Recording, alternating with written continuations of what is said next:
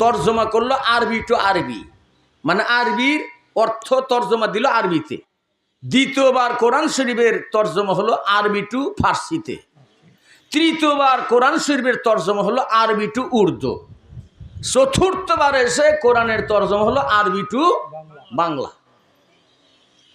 এই আরবি টু বাংলা পৃথিবীর মধ্যে সর্বপ্রথম কে তৈরি করলো, তার নাম কি, কোথায় তার বাড়ি ঠিকানা? বাইরে আমরা টাঙ্গাইল এলাকায় বসবাস করি। টাঙ্গাইলের মর্যাদা কত, কত ইজ্জত, কত সম্মান আমরা অনেকেই বুঝতে পারি না। সারা পৃথিবীর ভেতরে সর্বপ্রথম কোরআনে কারিম বাংলায় তর্জমা তাফসির করলেন আমাদের টাঙ্গাইলের একজন সুনামধন্য ব্যক্তিত্ব, একজন হক্কানি আলেম, মরহুম মাওলানা নঈমুদ্দিন রহমাতুল্লাহ আলাইহি সর্বপ্রথম কোরআনের বাংলা তর্জমা তাফসির করেছেন। এই মরহুম মাওলানা নঈমুদ্দিন রহমাতুল্লাহ আলাইহি, ওনার বাড়ি হলো টাঙ্গাইল। এই টাঙ্গাইল সুরুজ জানেন আপনারা? এই সুরুজ 4টা গ্রাম, সুরুজ 4টা গ্রামে তার বাড়ি। এই জায়গায় একজন মহা সম্মানিত ব্যক্তিত্ব, একজন বড় আল্লাহর ওলি ছিলেন। আমরা কিন্তু জানি না, আমরা এটা বুঝি না, আমাদের কিন্তু এটা নিয়ে একটা গৌরব, কথা ঠিক কিনা? টাঙ্গাইল, টাঙ্গাইল এটা হলো হিব্রু ভাষা টাঙ্গারুদান। এই টাঙ্গাইলের নাম ছিল টাঙ্গারুদান। টাঙ্গারুদানকে তালিল কইরা টাঙ্গাইল শব্দ আনা হয়েছে। টাঙ্গাইলের অর্থও কিন্তু অত্যন্ত সুন্দর। জোরে কোন আলহামদুলিল্লাহ। শুধু তাই, নরসিংদী পাঁচদোনা গ্রাম, কি গ্রাম?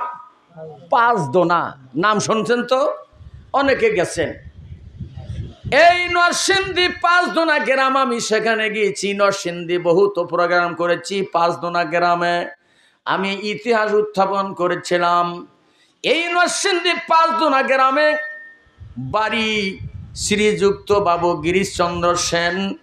সে একজন হিন্দুর পোলা, একটা হিন্দুর ছেলে, একটা হিন্দুর পোলা গিরিশচন্দ্র সেন।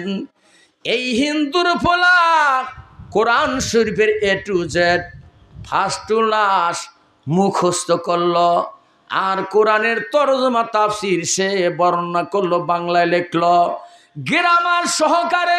কম কথা না, এই কোরআনের 30 পারা কোরআন গ্রামার সহকারে হিন্দুর একটা পোলা গিরিশচন্দ্র সেন, সে কোরআন শরীফের তরজমা তাফসির অর্থ সব কিছু A to Z পঙ্খানুপুঙ্খ রয়ে রাখলো। যাহা ওর মতো অত জানলে ওলা আমরাও হতে পারি নাই।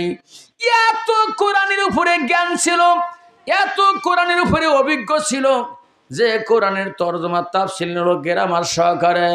সেই হিন্দুর পোলা মারা যাওয়ার পরে তাকে মাটি দিল না পোড়ায়া দিল? কতক্ষণ না খা ঘুমাইছেন নাকি? এই হিন্দুর পোলা মৃত্যুবরণ করার পরে, মারা যাবার পরে তাকে সীতা ঘাটে পোড়ায়া ছাই খাই করে দিল, তার মাটি হলো না। এখন প্রশ্ন করতে পারেন, হুজুর যেই নাকি কোরআন শরীফ মুখস্থ, কোরআন জানলো, কোরআন অর্থ সব কিছু করলো, কিন্তু তাকে কেন দাফন করা হলো না, কেন তাকে পোড়ায়া দিল? এর মানে কি ভাই, কোরআন জানছিল কিন্তু কোরআন মানে নাই। কোরআন মানে নাই।